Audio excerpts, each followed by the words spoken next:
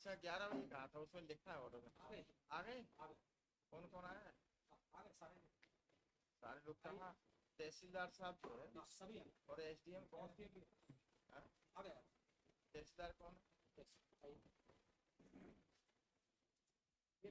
है? तहसीलदार साहब आपकी नौकरी 4 से 6 साल की तो हो ही गई हो, क्योंकि नायब तहसीलदार से एडमिशन होता है। तो तहसीलदार का मतलब कि 4 से 6 साल की नौकरी। मैडम किस समय वो एसडीएम है और इनकी वाइफ होने वाली वाइफ है? एसडीएम पन्ना है, पर इनके रिलेटिव है। तो इनके वो इनके साथ आए?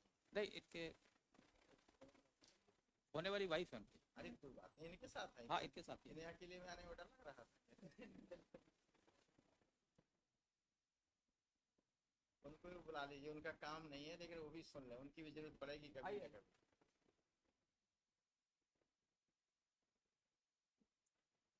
वो भी एसडीएम ही है, तो उनके काम हाँ, भी आएगी बात। इसीलिए उनको बुला रहे हैं कि ये गलतियां जो ये लोग करते हैं कम से कम वो बीइंग एसडीएम ना करें। भविष्य में काम आ जाए। वो तो डायरेक्ट पीसीएस है, आप तो डायरेक्ट पीसीएस हो। और आप प्रमोटी हो क्या? आप क्या आप भी डायरेक्ट पीसीएस है? आप प्रमोटी हो। तो प्रमोटी का मतलब है कि आपकी 15 साल की सर्विस हो गई होगी, तब आप एसडीएम बने। कितने दिन की नौकरी हो गई एसडीएम से? नहीं, अभी तो नायब तहसीलदार है लॉर्ड। तो फिर आप नायब तहसीलदार जी लॉर्ड। तो फिर इसमें तो नायब तहसीलदार को थोड़ी बुलाया था, नहीं, एसडीएम को बुलाया। तहसीलदार को बुलाया था। और एसडीएम साहब कहाँ? एसडीएम ये है। आप एसडीएम हो, वेरी गुड। ये एसडीएम है और वो तहसीलदार है जो जिन्हें ऑर्डर पास किया था वो। नहीं नहीं, एसडीएम ने भी ऑर्डर पास किया है। हाँ, इतने भी किया। ये है। और ये सर्कुलर मांगा था लॉर्डशिप। तहसीलदार कौन? ये तहसीलदार उस अच्छा, जमाने तहसीलदार उस जमाने में। अच्छा, उस जमाने में। हाँ। आज क्या है ये? आज क्या है? इसमें मिस्टर लोकेश कौन है? लोकेश कौन है? लोकेश ये है लोकेश सिंह सरल जी। लोकेश सरल। इतने सरल क्यों बन जाते हो कि कानून को ताक में रख देते हो? तुमको इतनी अकल नहीं है कि अगर बोर्ड ऑफ रेवेन्यू कोई ऑर्डर कर रहा है तो कंटेम्प्ट है, अगर आप उसको नहीं मानोगे। तो मालूम है बोर्ड ऑफ रेवेन्यू तुम्हारा आका है, और ना आका हो तो ये जुडिशियल कंटेम्प्ट है, वो तुम्हें छोड़ देगा, लेकिन हम नहीं छोड़ेंगे। किसी भी जुडिशियल ऑर्डर की कंटेम्प्ट, किसी ऑर्डर की हो, जुडिशियल नेचर की हो, तो हाई कोर्ट में चलती है सेक्शन 12 के तहत। तो हम आपको कैसे छोड़ देंगे? हो सकता है कि वो जो बोर्ड पे मेंबर बैठे हो वो आपके सीनियर अफसर हैं, तो वो आपको घुमा फिरा के छोड़ दें, लेकिन कोर्ट तो आपको नहीं छोड़ेगी जब वो बेवकूफी वाले ऑर्डर करोगे आप। इसमें जब बोर्ड का एक ऑर्डर था तो तुम कौन होते थे सलाह देने वाले? तुमसे सलाह मांगी गई थी क्या? बताओ भाई, तहसीलदार कौन है? तहसीलदार साहब, आपको जुडिशियल ऑर्डर करना था, कोई ट्यूशन पढ़ने बैठे हो क्या कि साहब इनसे हम पूछ लें उनसे पूछ लें? आपको अपना माइंड अप्लाई करना चाहिए। आपने इनको कैसे रिकमेंड कर दिया कि इसमें मैं क्या करूं? बताओ। कभी जब तनख्वाह लेते हो तो किसी से पूछ के लेते हो क्या कि मैं साहब इसमें तनख्वाह लूं कि ना लूं? तो आपने ये कैसे रिकमेंड कर दिया? जुडिशियल ऑर्डर को मानने के लिए तुमने कैसे रिकमेंड कर दिया इस बात को कि हम सब पालन करें, इस बात का कि ना करें? कि भाई कोई तो जवाब दो। तो गवर्नमेंट प्रॉपर्टी है तो ये तुम्हें देखना है कि बोर्ड ऑफ रेवेन्यू को देखना था? बोर्ड ऑफ रेवेन्यू चकबंदी अधिकारी है क्या कि तुम्हारे सबऑर्डिनेशन में काम कर रहा है? अरे बोर्ड ऑफ रेवेन्यू ने कोई ऑर्डर कर दिया, आप उस पर कंप्लेंट करिए। गवर्नमेंट प्रॉपर्टी है तो क्या मतलब जुडिशियल कंटेम्प्ट है आपके खिलाफ? हाईकोर्ट का ऑर्डर कर देगी तो आप कहते हो तो गवर्नमेंट प्रॉपर्टी है, जाइए सुप्रीम कोर्ट चले जाइए। जाना था। अगर बोर्ड ऑफ रेवेन्यू ने एक ऑर्डर किया है तो बोर्ड ऑफ रेवेन्यू के ऑफिसर को नहीं दिखाई देता था ये गवर्नमेंट प्रॉपर्टी है? गवर्नमेंट प्रॉपर्टी के संरक्षक तुम हो कि बोर्ड ऑफ रेवेन्यू है? बोर्ड ऑफ रेवेन्यू तुम्हारी प्रदेश की सबसे बड़ी संस्था है बोर्ड की, पता है या नहीं?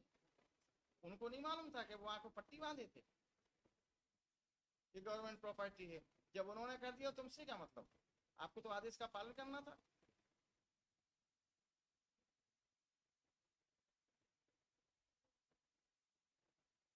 कल हाईकोर्ट ऑर्डर कर देगा, आप कहते हो सब गवर्नमेंट प्रॉपर्टी है, हम नहीं मानते।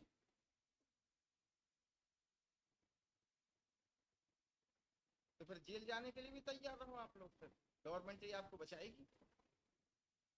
क्या सोच के आपने उस ऑर्डर को नहीं माना? अरे तुम्हारे पास लीगल टीम थी, लीगल टीम थे, कम से कम लीगल एडवाइस ले लेते किसी से। सरकारी वकील हैं। एसडीएम तो निरा बेवकूफ होता है, जिसको पता ही नहीं होता है कि क्या करना है।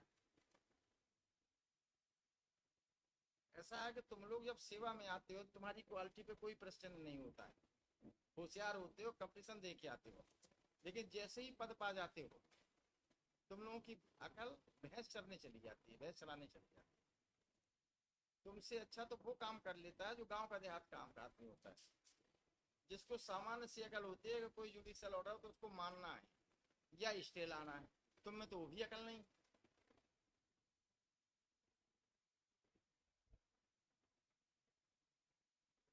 तुमने रेफर कर दिया, एसडीएम साहब ने उसमें मोहर लगा दी।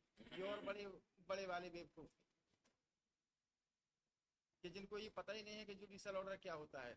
अभी जेल भेज दूंगा तो नौकरी चली जाएगी, और शादी में तो कहो मैडम कह देंगे तुम जेल जा चुके हो, हम तुमसे शादी नहीं करेंगे। उनको इसलिए बुला लिया कि वो भी एसडीएम है, वो कल यही गलती वो भी करेंगे,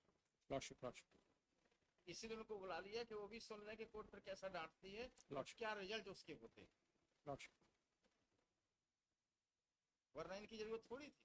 इनको तो सिंपली इसलिए बुला लिया कि फॉर फ्यूचर लेसन ले लो।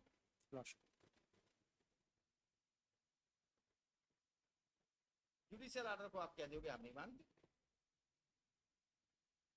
इनके खिलाफ हम कंटेम्प्ट डायरेक्ट कर देते हैं।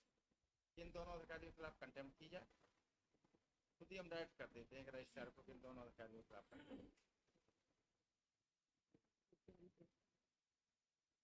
और हमारे पास क्या विकल्प,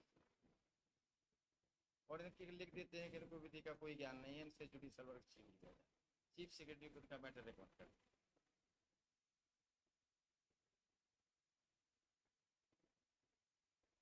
कोई दूसरा अल्टरनेट